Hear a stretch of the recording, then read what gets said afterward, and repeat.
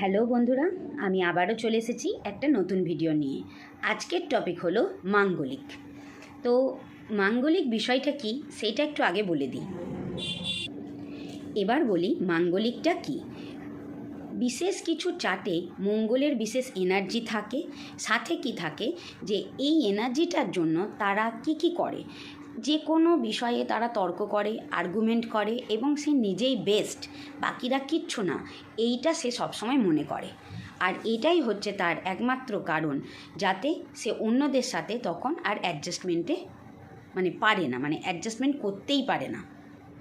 তার নিজের কোয়ালিটি থাকুক বা না থাকুক, সে আর্গুমেন্ট করবেই, তর্কে সে যাবেই। এরকম অনেক মানুষকে তোমরা নিজেদের আশেপাশে দেখতে পাবে।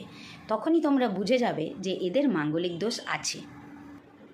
কোয়ালিটি থাক বা না থাক, সে কিন্তু নিজে যে বেস্ট এইটা প্রমাণ করার জন্যই সে সারাক্ষণ কিন্তু আর্গুমেন্ট করতে থাকে। তো কোন কোন বাচ্চাটে এরকম হলে আমরা বলতে পারি যে এদের মাঙ্গলিক দোষ আছে, সেটা এবার বলি।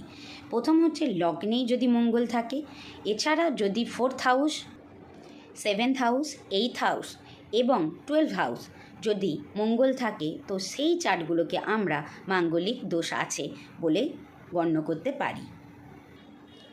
মাঙ্গলিক থাকা মানেই আমরা কিছু কমন ফ্যাক্টর দেখতে পাবই। সেগুলো কি? সেগুলো হচ্ছে ফ্রেন্ডশিপে প্রবলেম আসবে, এডুকেশনে প্রবলেম আসবে, বিজনেস বা চাকরি এসবে প্রবলেম আসবে এবং দাম্পত্য লাইফকে হ্যাম্পার করবে। এই কমন ফ্যাক্টরগুলো কিন্তু যাদের মাঙ্গলিক দোষ আছে তারা ফেস করবেই। তো এবার উপায় কি রেমেডি করলে আমরা একটু ভালো থাকতে পারি। লগ্নেই যাদের মঙ্গল তারা কি করবেন, তারা গলাতে একটা সিলভারের চেন পরে থাকবেন।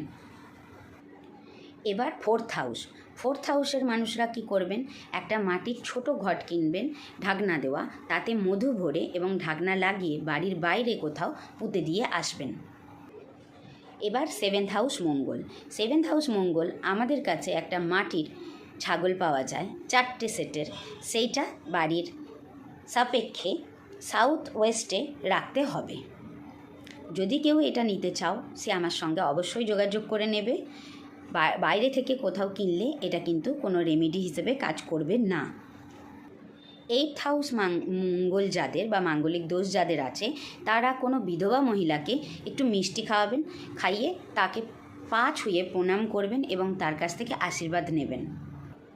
এবার শেষ হচ্ছে 12th হাউসে আমরা কি করব, যে পাউরুটিগুলো হয় গোল গোল, ওই পাউরুটি আমরা রাস্তার কুকুরকে খাওয়াবো প্রতি মঙ্গলবার।